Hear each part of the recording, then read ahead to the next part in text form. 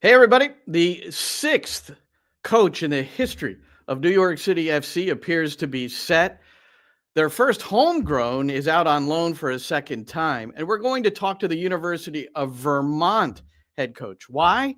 Well, he coached New York City's first round draft pick, Max Murray, for 4 years, and they won a national championship. All that coming up on NYCFC Views. Turn up your volume. Because you're about to listen to The Sick Podcast. NYCFC Views. Collins approaches the shot, and New York City wins the first MLS Cup on their first try, and they're going crazy. Tiene tiro y gol! Gol! New York City es el campeón de Major League Soccer! The sickest New York City FC podcast. It's gonna be sick. Well, Happy New Year, everybody. And hey, look what I got. What's that? It's a sick podcast, NYCFC Views. Ooh. Oh. Very, very nice. You know something? I have a box. I have to open it. It's I in have there. a feeling I've got one too. Aniello sent us like 3 weeks ago. Mugged. Of course you have one. And well, you can Mine show. did not arrive weeks ago, by the way. You could show. Well, I can tell you that. Just look at it this way: they saved the best for last. Yeah. That's very nice. All right. Well, I'm Glenn Crooks. There's Roberto Abramowitz, your radio commentary team. English me, Spanish him, and well, the season is nearly upon us. At least preseason. So, Roberto, 9 days from today, up in Orangeburg, New York, that big coaching office they have in the back there, it's going to be full of, I think we have a pretty good idea who the head coach is that was going to guide this meeting. And apparently the assistants, as far as I have gathered, and I haven't been able to really dig into it since we were at the groundbreaking when all of them were there, but the expectation is that they would be reporting back to work on January the 11th as well. So if things have changed, don't really know. But here he is, Pascal Jansen. So that's the way it's pronounced, Jansen, not Jensen. And, even though he's a Brit.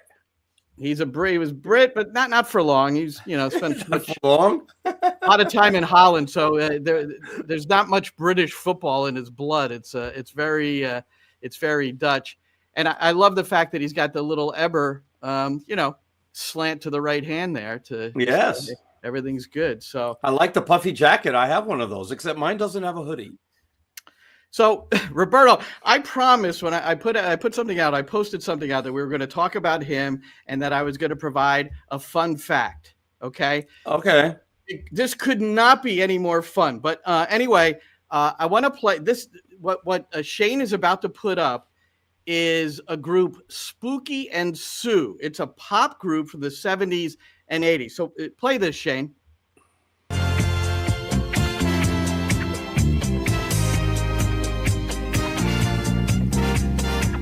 Nice, huh?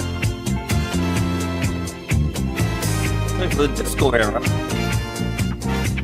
Spending my nights like this, all alone, is just no good. I know what you mean. So, Roberto, Awesome. That woman right there is Sue Shalloner. That woman right there is the mother of Pascal Jansen. How about that? His mother was a pop star in the Netherlands and a little bit in England in the 70s and 80s. And there she is, and that's her singing. Now, is that a fun fact or what? That was great. I read up on it. The minute I saw that, it was like, virtually confirmed, right? Everybody is like, Fabrizio Romano chimed in, and all the guys who have been writing about it that cover New York City as well, that they've been following this all along as well. And it looked like, it isn't official yet. And but at this point, it seems to be a shock if it doesn't happen, right? Do you agree with me on that? So, but I want you to be. Yeah, we started to read up on, okay, so who is he? Because it's not exactly a very well-known name. And then, I started digging in Wikipedia, and I started seeing how Fenerbahce was doing up in Hungary, and, they're second place with a game in hand and 1 point behind. They're undefeated in Europa. But that came up, and I was like, well, that's very cool. Yeah, but did you go online and listen to I've Got the Need? That's the name of that song. Not. I've Got the Need. By the way, his father is also a musician. I went and listened to some of his material. It's not quite as uplifting. It's more of a, he did some covers, and it's more of a light. He's a keyboardist. But this will be, I have to tell you, this is going to be one of the first questions I ask him when you get a chance to sit down with him is, let's hear about the music, man. I wonder what his influence is, what he likes. I mean, it's got to be part of his life if your parents are that heavily involved, And how did he wind up instead of going musical the way his parents were? What made him go into sports? Well, my father was a professional musician, and I play the trumpet, but I went the way of sports also. I didn't know that. Yeah. Well, one day we're going to interview each other and find out more about each other. We still haven't done it. But so I that's why my love of music is from my father. But he was also a great baseball player. But he gave up baseball to because he was a concertmeister. He's a violinist, so he couldn't damage his hands. It's like that would be criminal. So yeah, and woodwinds as well. So anyway, I thought that was pretty cool. But now we can get to the football now. Here. There's interesting things about him. Number one, and the first thing I want to tell you is that there's some word out there that this is like this. Who is this guy? How would they choose him? Or now he's got Europa Conference League experience. So wow, New York City's really going for it. Now he has been in the New York City and City Football Group stable of candidates for over 4 years, and so he's a well-known figure and someone who. Not as deeply entrenched in CFG as Nick Cushing. Nick Cushing's 20 years CFG. This guy's not a CFG guy, but he's got that Dutch background, and so they're very familiar with him. So David Lee, who made the decision to dismiss Nick Cushing, it's also his choice to bring in, although it's not official, like I think you said right at the top, it's not officially been announced by the club. But I have to say, when Fabrizio Romano puts it out there that the contract is done, it's been pretty. There's rarely a mistake when it comes to that. I don't know of any mistake. Now, I can't even say rarely. That would be a disservice to Fabrizio. So it's just a matter of now just waiting for the announcement. You don't want to do it January 1st or probably January 2nd. I would presume that we'll hear about it on Monday officially, but who knows? Well, and the deal here, maybe one of the reasons there was a delay is that New York City had to pay compensation to the existing team in Hungary in order to pry him loose and make him available. That it's very similar to the Ronnie Dyla situation, which was very curious how his contract was terminated at Al Wada in UAE. By the way, there's a little bit of a connection.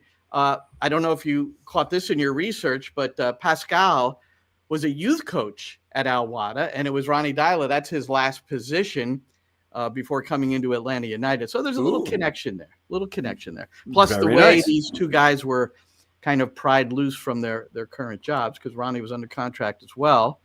And so he's back at Atlanta, and it looks like Pascal Jansen, who I've heard is a really, really good guy. He's a teacher of the game. He's good with the younger players, which I would imagine is part of the incentive to bring him in, because that's the way New York City has really taken this, right? Bring in the young guys, develop them, sell them. That's a big part of how it seems anyway, the way they want to operate, but also win. And so as of now, he's basically coming in with the same roster to try to, do better than sixth place in the East and go deeper into the playoffs. And now you're without James Sands, which we'll get to in a minute too. Right. So that's and the one compliment I heard someone out there, I've just been calling around trying to figure out what this guy's all about. He worked under Honor Slot, the current Liverpool coach, at this AZ Alkmaar, which is in Denmark, the Netherlands. Sorry, top tier. That's okay. So Slot apparently, I didn't remember this, but he was in kind of private talks with Feyenoord while he was at Alkmaar still, and they sacked him because they didn't like that. He did it kind of secretly, supposedly. So his assistant got the job, and that's Pascal Jansen, and he was there for 4 years, and went to this Europa League not Europa League. What do they call it? The Europa Conference League, is that the one? Conference League, yeah, the Europa Conference League semifinal, and lost to West Ham, and it's a club that's perennial near the top four. AZ. I mean, you remember Josie Altidore played there for a while. That's right. Yeah. Yeah. It became, I guess, famous here in the United States probably because of that more than anything else. Yeah. But with the other compliment, one other thing, the other compliment about him is that how he dealt with a club that is a selling club, like the top three teams, like a PSV. If you go over the recent 10 years, you'll see a lot of players that went from here, AZ to PSV and the other top clubs above them. They lose players a lot that way. So he has that ability to be able to coordinate a new group all the time, which is also pretty essential here with New York City. But we've talked about this before. There are like 4 or 5 clubs, I don't know, maybe 6, whatever, that are buying clubs, and everybody else is a selling club. I mean, that's basically the way it works. Yeah. I mean, and I'm not talking per league. I'm talking about in the world. So, in New York City buys and sells all the time. James Sands, goes out on loan. He may not be the only one based on some of the things that we're reading. We'll see. Well, they already, Thiago Andrade already went to San Diego FC or FC San Diego. Which one is it? It's one of those two.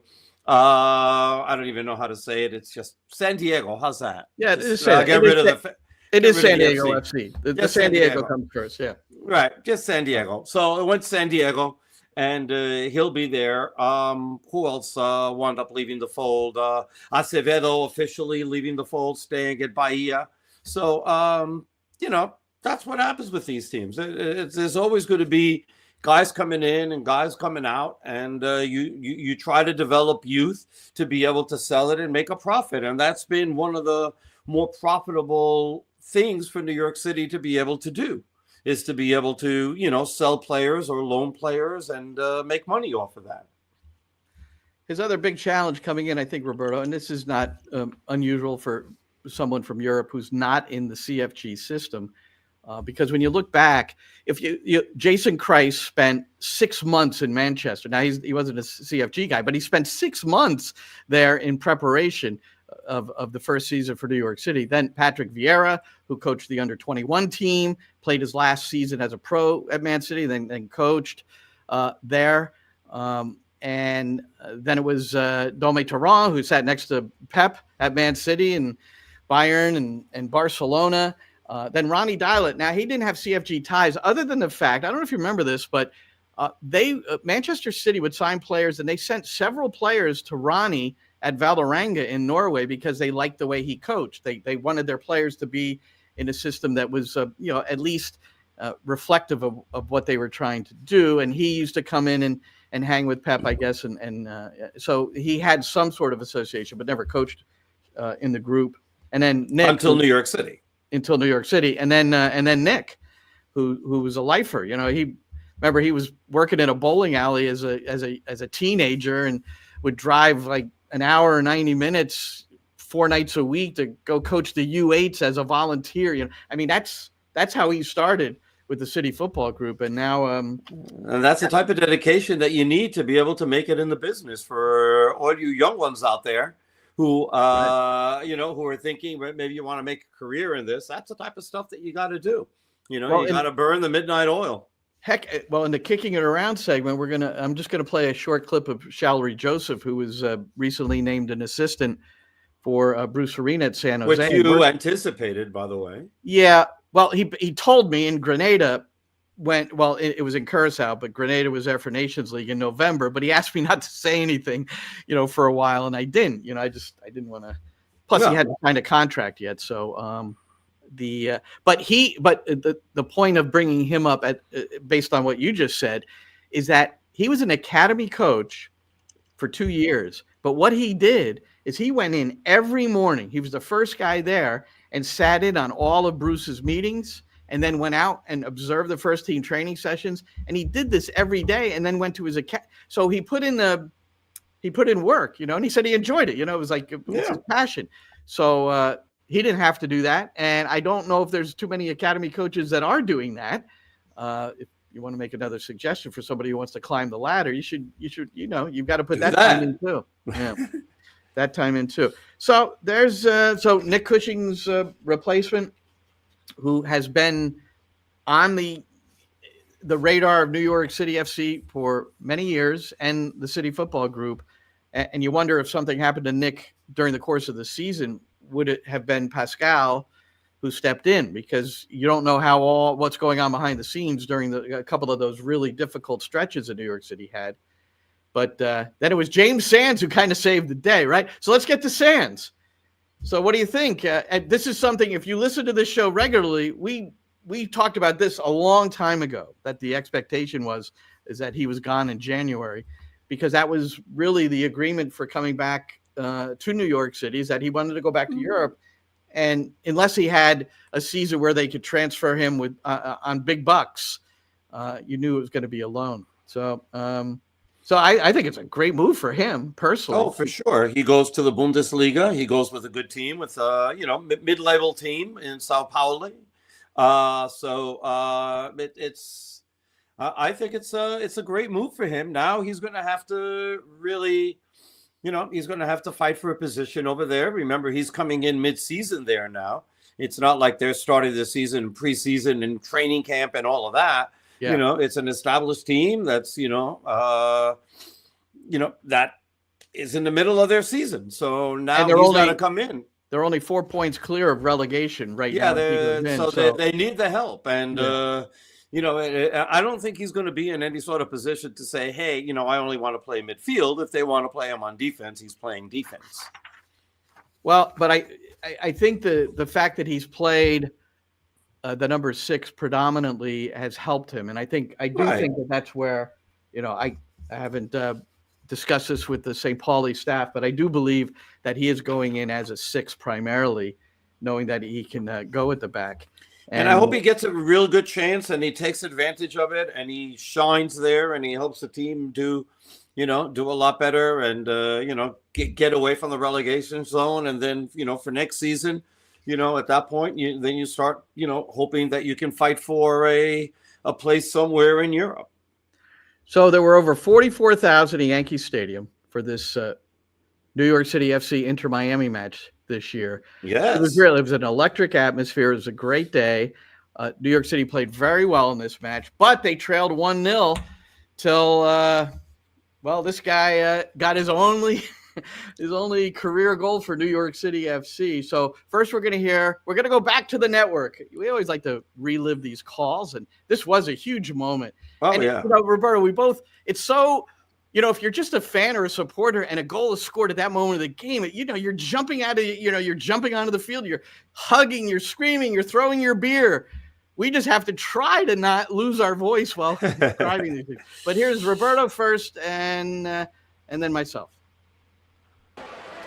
Viene el balón hacia el área, remate de cabeza, ¡gol!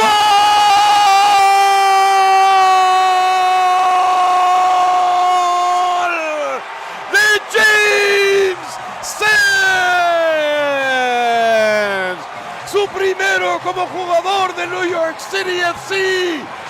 Inter Miami solo había permitido 3 goles de cabeza en todo el año. New York City empata sobre la hora. Delirio en Yankee Stadium. Corner ball, far corner, bent in. And it's James Sands with his first career goal! How about that? Drake Hollander, hands on hip, showing his frustration. New York City FC. It was the Fernandez free kick. that ricocheted out for a corner. And at the death, Sands got inside of Thomas Avalos at the top of the 6. And what a time for Sands, the 24-year-old, the first homegrown signed by the club to get his first career goal. It's the leveler here in front of 44,000 plus. And how about that, Matty?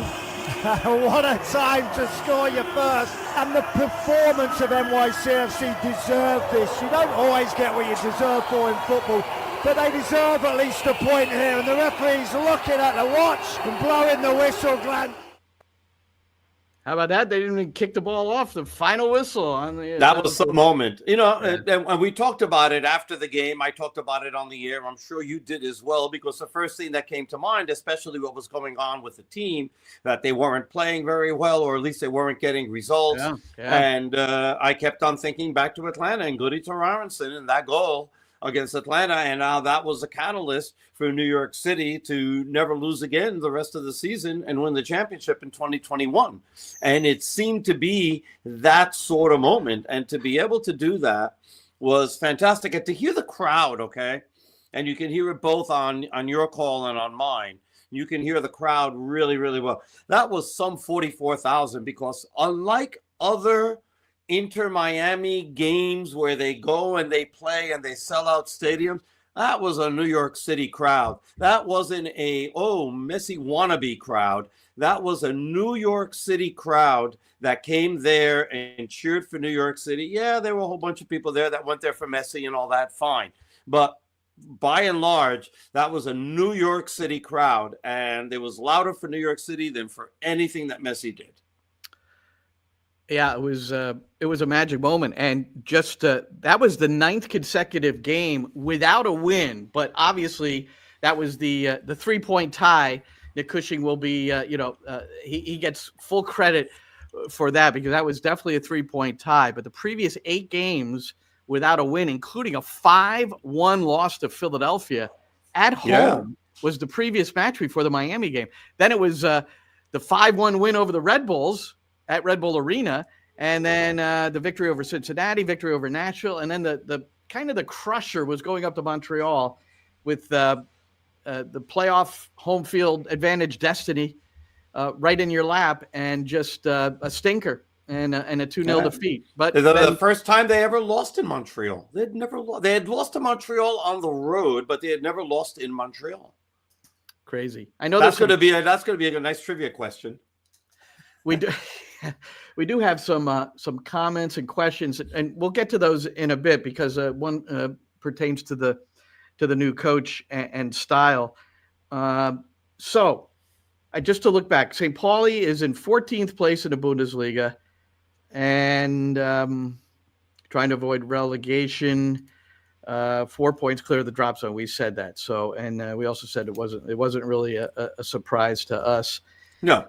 So James Sands out again. I found. So here's one for you, Roberto, and who knows if we'll be around, alive, or whatever. But his contract with New York City is through 2028. Now, here's their first homegrown. He's a New York boy, and I'm not going to be shocked if he walks out with the starting 11. The home opener at the new stadium in 2027. I'm not going to be. That could be. And I want to tell you something, and I mean this in the best possible way. I hope not. I hope he's not there. I hope he's in Europe. I hope he's either at St. Pauli thriving, or with a bigger club, because he's done really well, and they want him. And now he's playing, for Champions League spots within Germany, or maybe a different league. Okay, I really hope he's not there for New York City. Because I want better things for him, and not that being there for that game in March in 2027 or early April 2027. That's not a bad thing. I want really good things for him. I want him to thrive in Europe. I want him to really hit the ground running. I want him to be in the running to make the 2026 World Cup team with the United States, that he becomes somebody who Mauricio Pochettino is interested in and values his play. That's what I hope for. That's what I hope for. And then New York City, somebody comes and offers them $25 million to buy him outright, and that's that. That's what I hope for James Nance. That last part is probably not happening, but I hope that he increases his value. And I hope for the same thing. I also think it would be pretty cool if he was back with the club for the opening of the new stadium. It would be. I think my scenario is cooler for him. Yeah, they're both cool. Hey, the Old Firm was played this morning. The Scottish Premier League played a bunch of games today, and James' old club, Rangers, blanked Celtic 3-0, but Celtic is running away with the league. But I haven't looked very closely at this. Celtic. So before this game, they had only conceded 4 goals in 18 matches. 4 goals in 18. And now Rangers score 3 in one match, and now it's 7 goals in 19 matches. I have never seen a number like that, which also speaks to the disparity of teams. No, exactly. That's what it speaks to. That's a problem. And it's a huge problem, and which is why, I mean, it's hard to take Scottish football or soccer seriously, because you really only have 1 or 2 teams, and then everybody else is just like cannon fodder. And it's terrible. It doesn't know. That's why, for instance, MLS is more interesting. That you got the salary cap, and therefore more teams are competitive depending on how aggressive they really, really want to be. But over there is really no such thing, no matter what fair play is, especially in comparison. And then you have the haves and the have-nots, and the haves are normally 1 or 2 teams. It's Celtic and most likely Rangers, but maybe there's somebody else here and there. And then there's everybody else. That's not conducive to anything good. It's great for Celtic fans, but that's about it. All right. Scottish Premiership, baby. The comments and questions, we're going to get to them. I want to get through the number 1 pick, Max Murray, and see what his coach at Vermont has to say here. And then we'll run through them, Roberto, because there's a couple of good questions here that we should address. Yeah.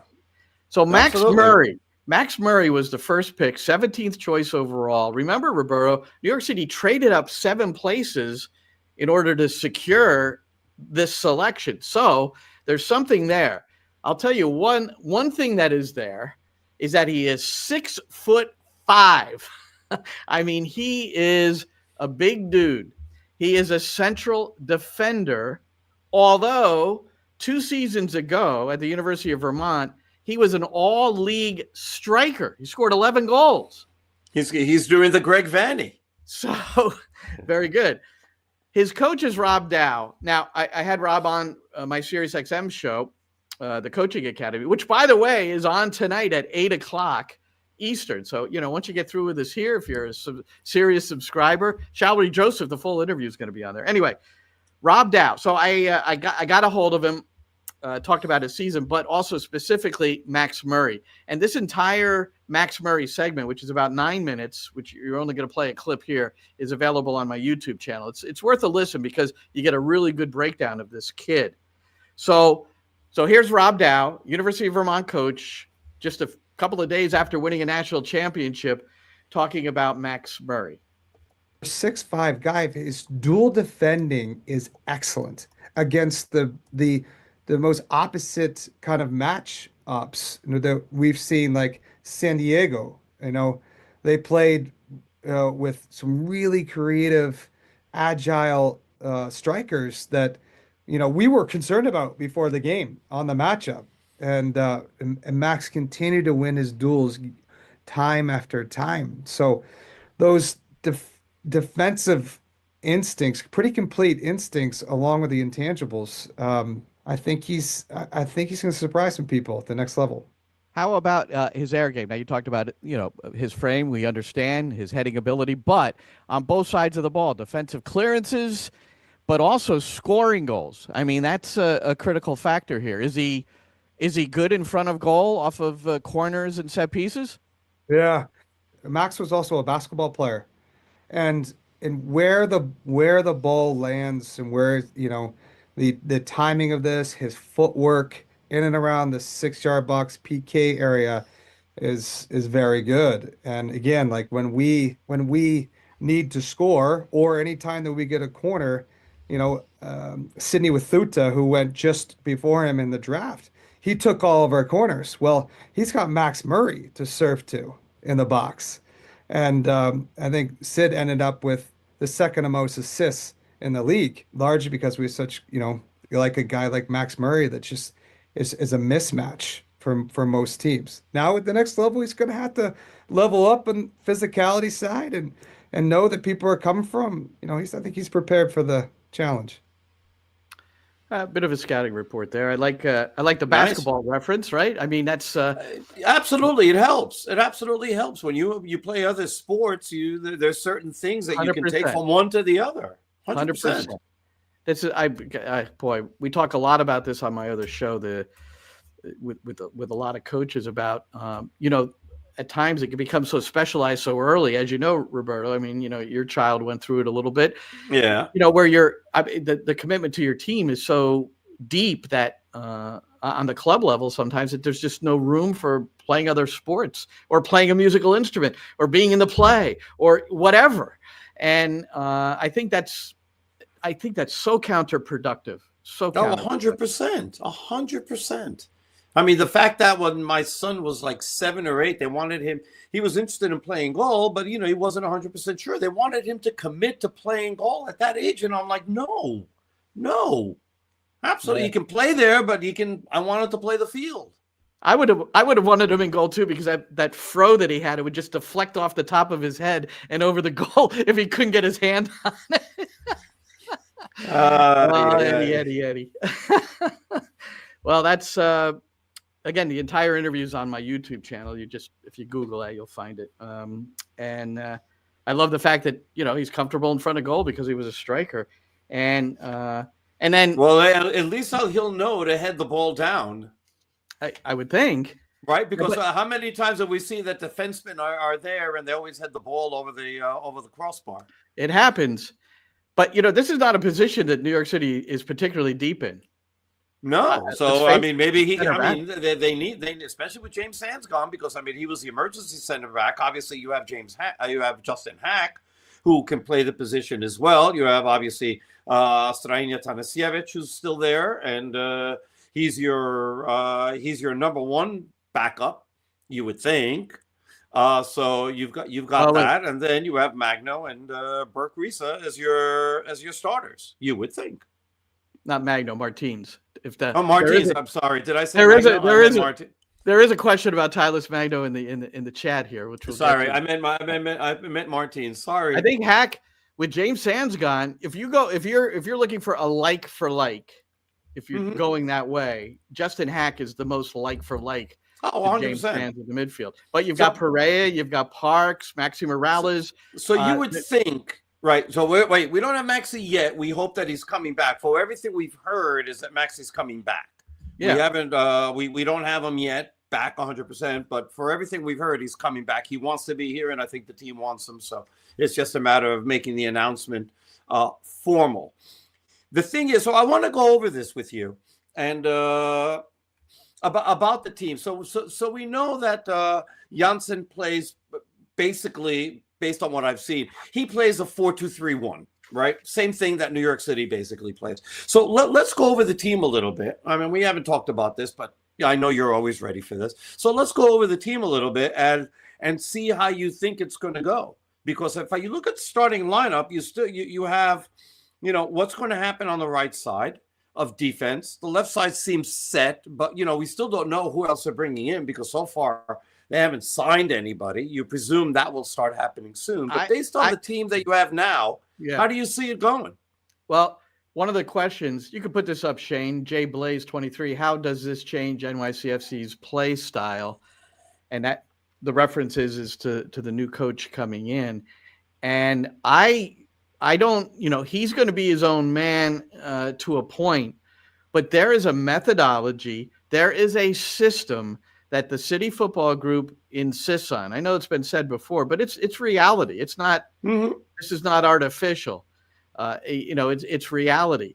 And so he's going to have to, and the thing is who is going to provide all of that for him to soak in. It's not David Lee. He's the sporting director. Is it Mehdi Belushi? Is it Rob Vartugian?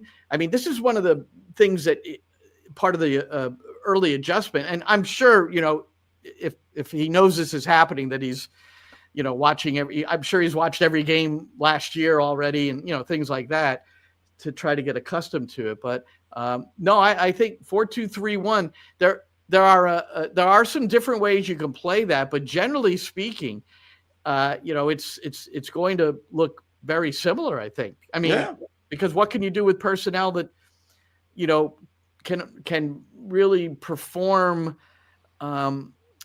There's the attacking guys don't have a lot of variety. Let's face it. I don't know what we know about Julian Fernandez and Agustin Ojeda because we didn't get a chance to see them real consistently last year. And they're young, they're very young, and it's going to take some time to, grow into playing better. They're going to get better. They're quality players. It's just they need a chance, they need minutes, and they need to mature and learn. And I think they're going to get a bigger chance this year than they got last year. Well, here's the Monsef Bakrar, Jovan Mijatovic, Agustin Ojeda, Julian Fernandez. I think those four players, that's one of the first things he's got to do coming in. Hannes Wolf, he's going to be a full-time player. I mean, that's, they're paying him to be a full-time player, and unless something drastic happens, he's got to play better than he did the last half of the season, though.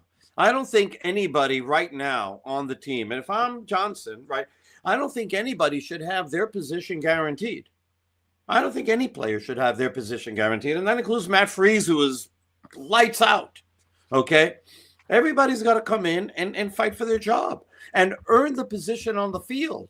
I don't think you can afford in any way, shape, or form, especially if you want to have the trust of the dressing room that performance matters. Okay, that there are jobs that are set in stone no matter how they play. Hannes Wolf, based on his body of work last season, his job should be a challenge. He shouldn't be guaranteed. It shouldn't be written in stone that he's a starter. Julian Fernandez and Agustin Ojeda have every right to fight for that position. How about Kevin Rogers is reminding us that Malachi Jones could be back full exactly. strength. He's 100% going to be back. And so, look how good he was. He would have been starting towards the end of the season had he stayed healthy. There's no doubt that he would have taken that they would have found a way to get him into the rotation because they probably would have taken Santi and put him on the right. Wolf would have been on the bench, and Malachi Jones would have started on the left. And he's somebody who's really, really important, and you just hope that he recovers 100%. And, there's a lot of depth in there, and everybody's got to fight for their minutes. I'm not guaranteeing anybody their job. Yeah, when you say there's a lot of depth in there, there's a lot of bodies, but who's providing the quality? Bakrar, I think he's a center forward. Well, but I think he proved last year that he's a goal in 4 or 5 games player. That's what it has. That was what his rate was in his career coming in, and that's been his rate of return with New York City FC as a full-time player. Right, and that's not good enough. And so here is the opportunity. I want to just say, I just want to make a comparison, and I think I may have sent this to you earlier in a text. Okay, and this is what you want. You have coaches can make players can make coaches, right? And so we have an example, and I'm going out of soccer here. We have an example here in New York that is very hard for us to ignore, okay? And that is the Josh Hart example, okay? Josh Hart came to the Knicks as a good player who would great coming off the bench and would provide you energy, okay? Tom Thibodeau on the Knicks understood his value, understood the way he likes to play, okay, and has turned him into almost an all-star. He has turned him into an intricate, invaluable piece for the New York Knicks. Here's somebody who had like over 400 games in the NBA, never had a triple-double in his life. He's played 60 games for the Knicks. He's had 9. Okay, he's an absolute beast. He's somebody who just never gives up. And the reason I bring this out, okay, is that here's a coach who understood his talent, understood where he could help the team, how to place him, how to use him, and get the most out of him. And so I bring this up to say, here's hoping that Jansen can unlock that in people like Bakrar, in people like Mijatovic, that he finds a way to be able to do that, to make Antonio, to make Alonso Martinez even better than he was last season, okay, when he finally got a chance and then he showed what he could do.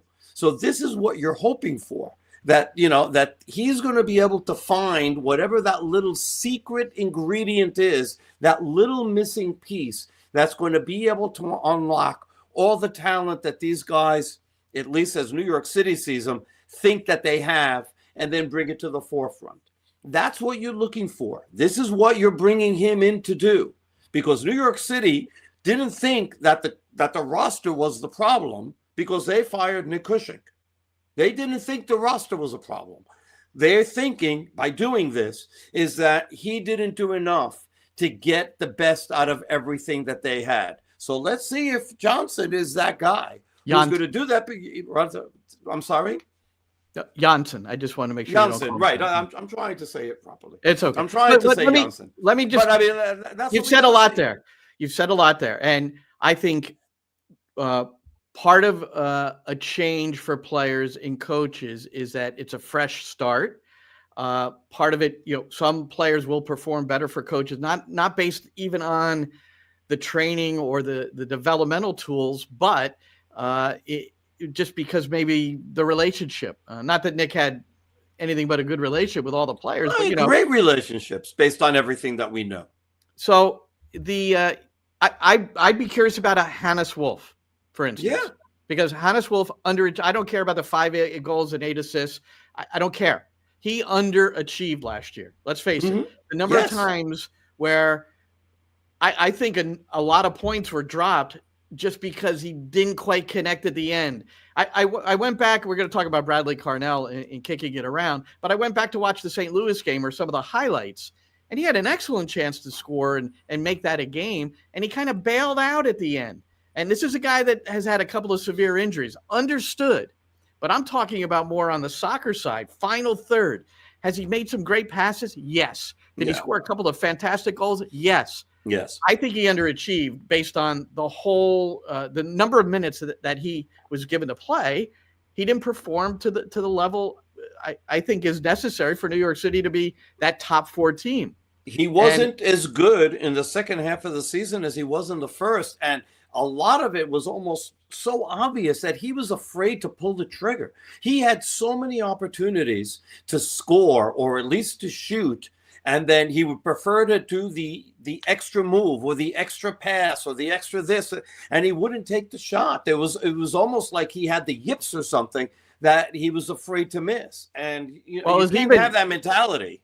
And sometimes he was played in and slowed up instead of taking a heavy positive touch towards goal, eliminate the defender who's already at a poor angle, slowing up so he could get it to his left foot. I mean, I don't think we're over evaluating this, but that's a guy I think maybe a new coach can get to a little bit. But agreed, 100%, and I hope he does. I hope he does, and we get to see an even better version. Nick Cushing certainly showed confidence in him because he played him every match.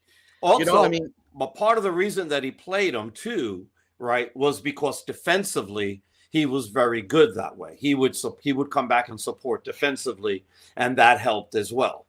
Yeah, well, that'll be interesting to see. You know, remember last year there was the November meeting where they decided they were going to high press and win the ball closer to the opponent's goal, and there are a lot of statistics that prove that New York City was like in the top 3, 4, or 5 in a lot of categories that were initiated in this meeting last year. And, you know, the number of opportunities they had off of turnovers.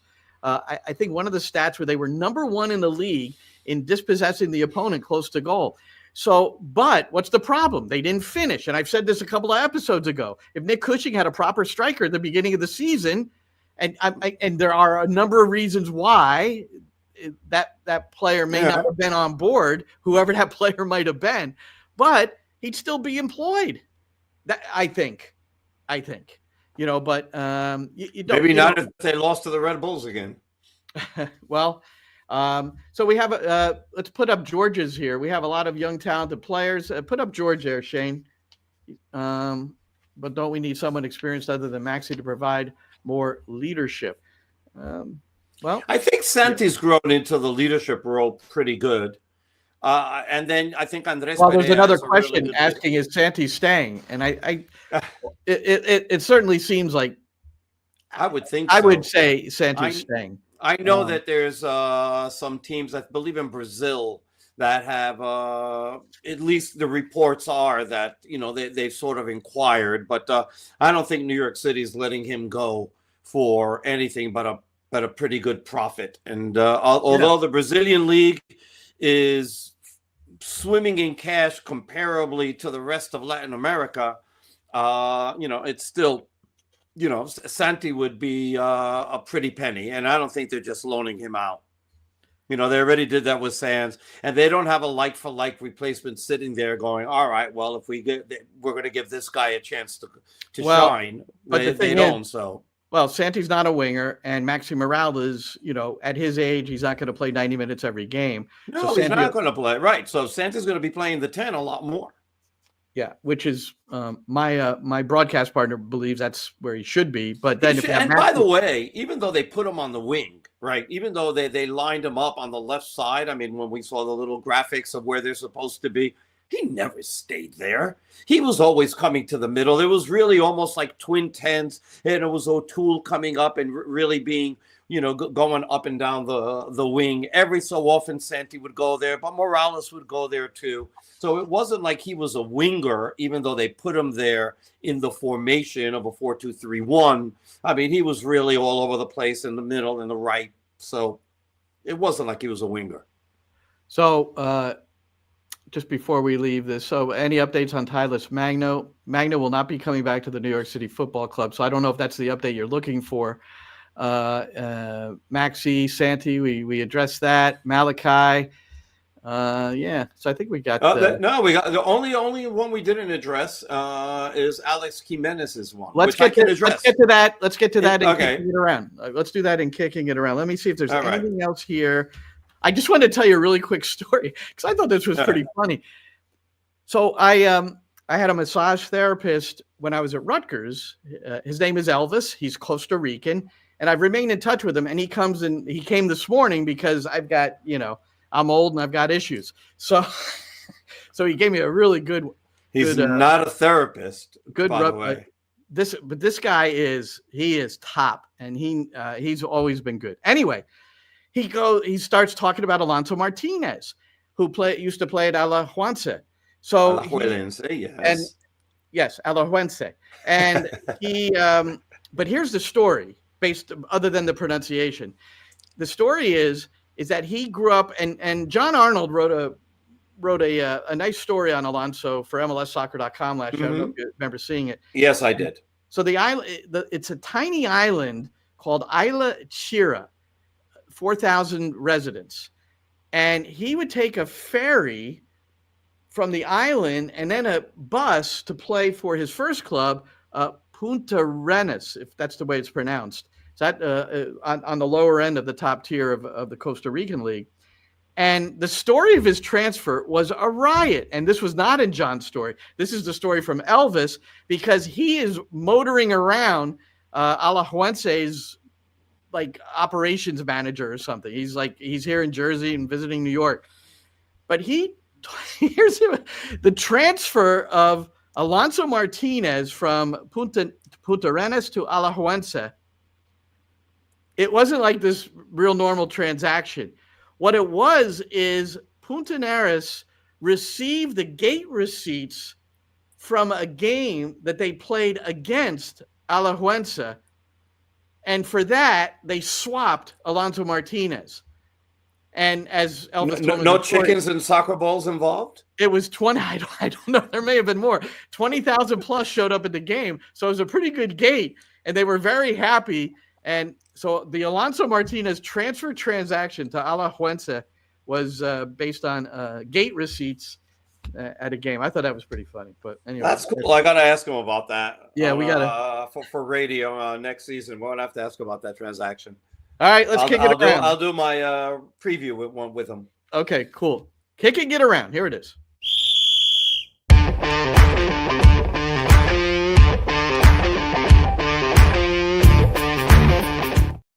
All right, Roberto, only Toronto and Vancouver are without head coaches because today Philadelphia announced that Bradley Carnell, who was the interim head coach for the New York Red Bulls, was an assistant as far back as when Jesse Marsh was with the Red Bulls, was with them when they won Supporters Shield under Chris Armas in 2018, then wins the Western Conference with St. Louis City in their expansion season 2 years ago.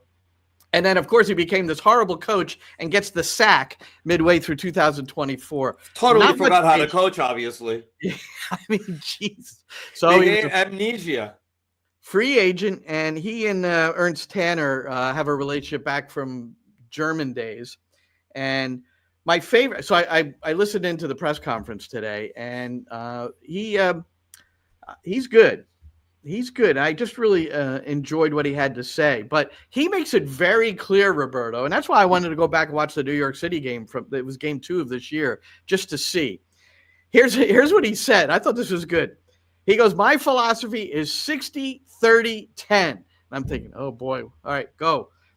So he said goals for his teams, 60% are from transition because they're high pressing, looking for turnovers. 30% set pieces, and 10% from possession. So it's very, very easy to dissect what they're trying to do. As he put it, I'm not a 75% possession guy. Front foot, proactive, in your face, aggressive, and very counter-attacking. So when New York City plays Philadelphia, we certainly going to be like playing the Red Bulls again. Yeah, well, it's going to be in that. But I went back to the game, so I wanted to see, well, let's see how many chances were created off of what he just said. So in the first half, St. Louis had 6 big chances against New York City and scored a goal. Pompeo scored that goal. All of them were transition chances, and the goal was a transition goal. Almost all of them over turnovers or strong tackles, and then boom, transition. So this is, your rest defense when you play against them is pretty critical. So So Bradley Carnell. I don't know if you have any thoughts on Bradley Carnell, but that's. He's in Philly. He's going to have to do a lot with a little because they're very, very committed to the academy. They're very committed to youth, which also means they're very committed to not spending a lot of money. So nothing changes. They found somebody who would be happy to work with a team that isn't going to spend a lot of money on talent. And now you got to follow what Jim Curtin did. Good luck. Well, we'll see. Yeah. Well, am I wrong? No, all that's right. Jim Curtin, by the way, apparently, now this is source, apparently is not interested in taking over at Toronto. A guy named Tommy Wheeldon is a finalist out at Vancouver. Now, the reason Tommy, I've had him on my show too, and the reason is because Leon Hapgood, Nick Cushing's assistant, and apparently still on staff, worked for 16 years with this guy, Tommy Wheeldon, and he said, "Oh, you got to get Tommy Wheeldon on your show." If I said Wheeler, that was wrong. Wheeldon, Tommy Wheeldon. And for Calgary, Cavalry FC, and they won the double this year in the Canadian Premier League.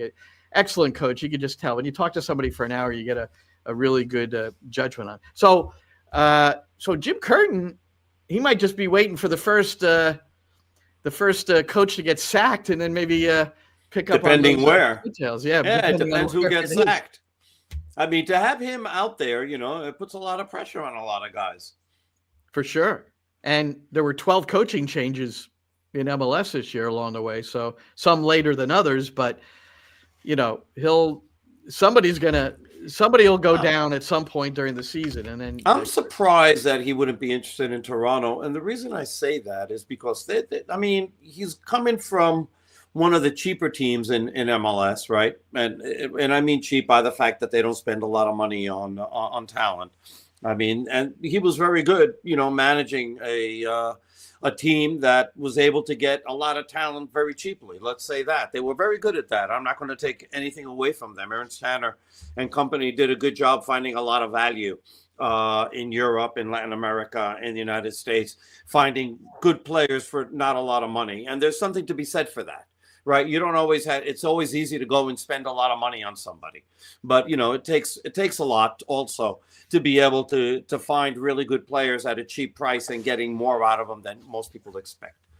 But you would think that having the luxury of trying to do that even at a much larger scale with Toronto, which doesn't seem to have any budget constraints, and they've spent a lot of money, and they're always, top 2, top 3 as far as money spent in this league, that that he wouldn't want to take a chance there. But now, can I put in an educated guess as to why he's not interested?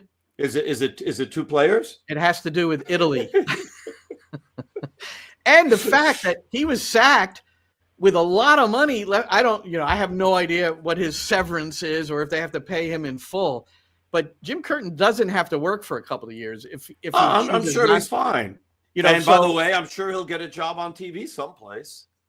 Yeah. In the meantime, could be that. Bring another one in the Apple studio. He and Gio Savarese, who also doesn't have.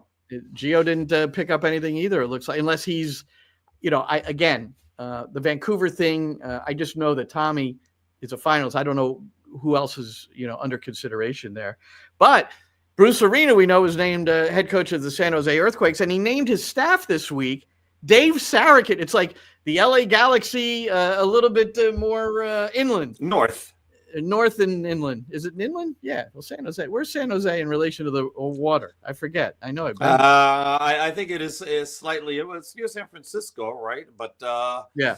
I don't remember. I don't know their geography very, very well. But I guess it's a little bit inland. I don't know if it's on the water or not. Now you're making me look bad. Why did you ask me this? And then holdovers Steve Ralston and Aiden Brown will be on staff, along with Shalry Joseph. And, I've gotten to know Shalry. I get to know a number of these guys through my show. I feel very fortunate, Roberto, this Sirius XM show, because I just talk to coaches every week. And they like coming on, I think, because we just talk footy. I'm not asking them about things that reporters will ask post game, that sort of thing. We're talking footy, man. We're digging in. And he did a lot of work with Matt Polster, Shalry Joseph, because that was his position in MLS. He's one of the best midfielders in the history of MLS, and played for New England, and was a 4-time best 11 guy, played at St. John's under Dave Mazer. So he was in New York for a little bit. So I asked him, so I visited with him when I had the chance to go to the Nations League, Curacao. I worked with the St. Lucia team a little bit, thanks to my friend Marco Masucci and Stern John. And so there was Shalry, and he remembered me, and I said, hey, could we just sit down and chat? I had my equipment, and he spent about an hour with me, and that's going to air tonight at 8:00, the full interview. But here's a short clip about, asking him about, working with Bruce Arena. And I think the beginning of this is clipped a little bit. Shalry Joseph was the Grenada national team coach when I was there in Curacao. That's his home. That's his country. That's his nationality. And now he's, he was in New York for a while. But anyway, here goes the clip. Grenada, the islands, a little bit laid back. He's got that strong New York sense of humor. How did you adapt to that? I love it. I think he has one of the best sense of humor you'll ever be around. He makes it fun. He makes it really good to come to work. I think that's one of the things when I wake up at 5 in the morning, or I go to work at 5 in the morning, and I try to beat him to work every day. And some days I do, and some days I don't. But just being around him, he makes it really fun to be at work. He makes it enjoyable. He just doesn't focus on soccer. He understands the part of life that's off the field and the family life.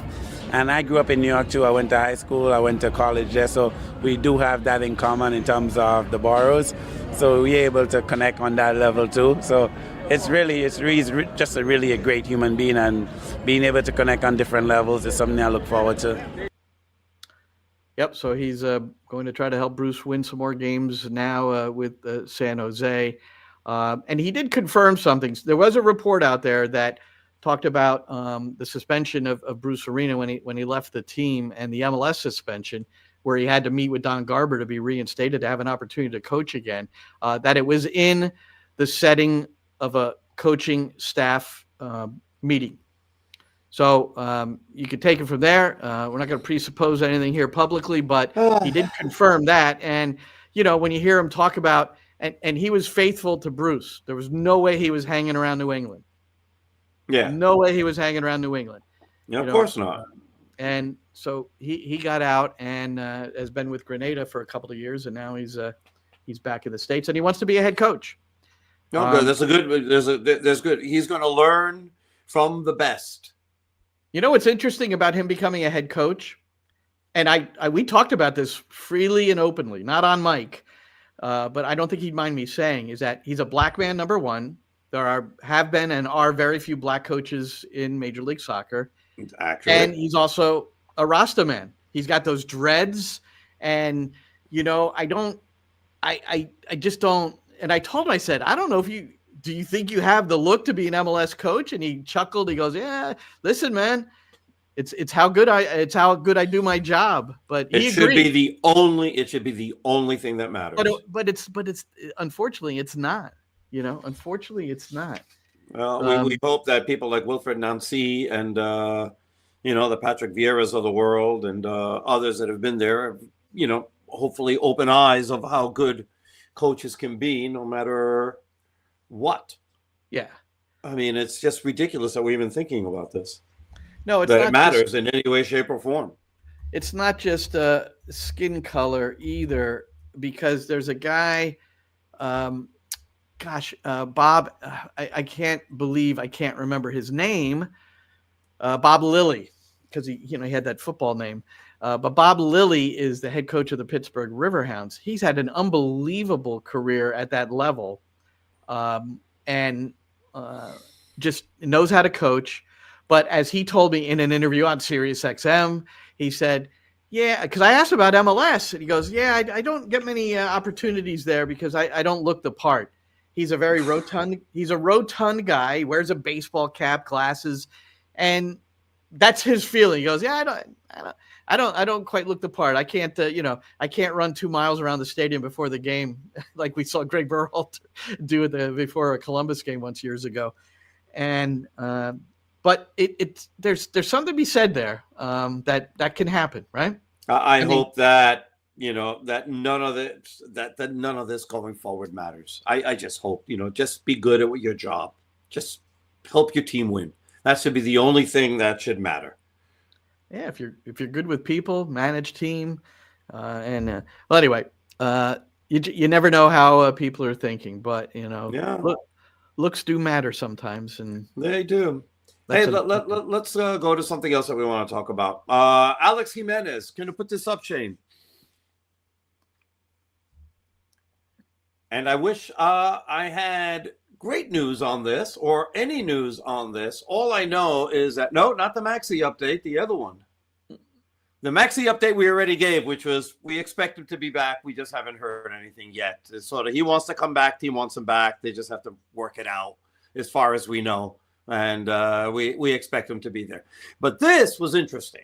There's a lot of stuff on social media about Liga MX and MLS joining Copa Libertadores. So any thoughts? Yes, it would be great in many ways, but the problem is that CONMEBOL wants this, and the reason CONMEBOL wants this is because between Liga MX and MLS, they've got a ton of sponsors and a ton of money, and of course, all of that would be down there, But they have to come to an agreement with CONCACAF on this, and CONCACAF isn't going to blow up their not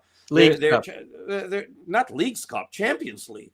They're not going to blow that up, and they're not going to put that in second fiddle. So what's going to wind up happening is that if they do make an agreement and they're going to allow some teams to go down there and play, and obviously CONCACAF is going to have to be paid for this, right? And it's not only going to be teams from Liga MX and Liga and MLS, but they're probably going to have to include, teams in a tournament from Costa Rica, El Salvador, Honduras, Trinidad, etc. The rest of the members that will fight for X amount of positions that might be around. But the primary positions, the primary teams have to go into Champions Cup. They absolutely have to go in because they're not going to cannibalize their own tournament unless they're going to get paid so much money to cannibalize it that it makes financial sense for CONCACAF. And that's just not going to happen because they want to see their tournament grow. And then, at some point have the champion of, that versus Copa Libertadores. But I'd love to see teams in Copa Libertadores, except, you can't have the Seattle Sounders and the Vancouver Whitecaps playing in the same division as River and Boca.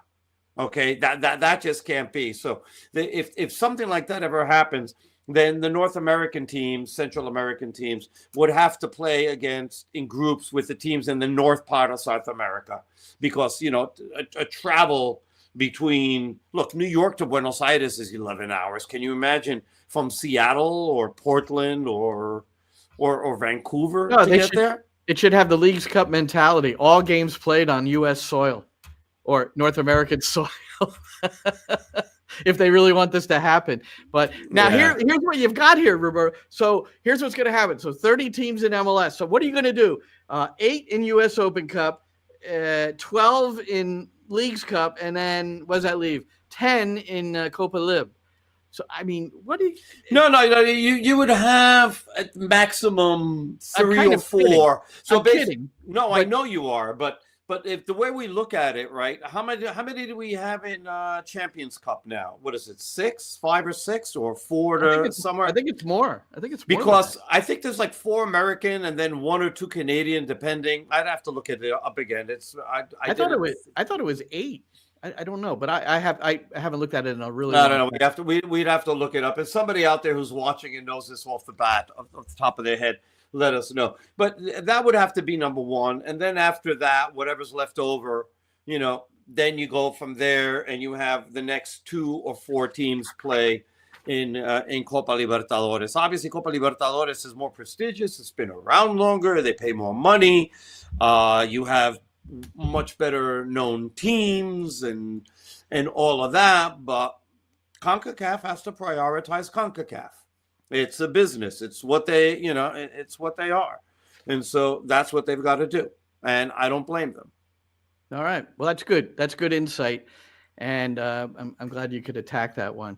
Well, that's going to about do it for us. In closing, we did talk about the manager who has yet to be named officially by New York City FC, Pascal Jansen. Reports, including we refer to Fabrizio Romano because normally when he says something's happened, it's happened. So, and we're just awaiting when New York City might officially announce it. But in closing the show, Roberto, I'm insisting that the song is I've Got the Need by Spooky and Sue Shaloner. And we're going to close with this music, Shane, and then you can play our outro. But this is Pascal Jansen's mother in the 1970s. Play it, Shane. For Roberto Abramowitz, I'm Glenn Crooks. Enjoy it, everybody.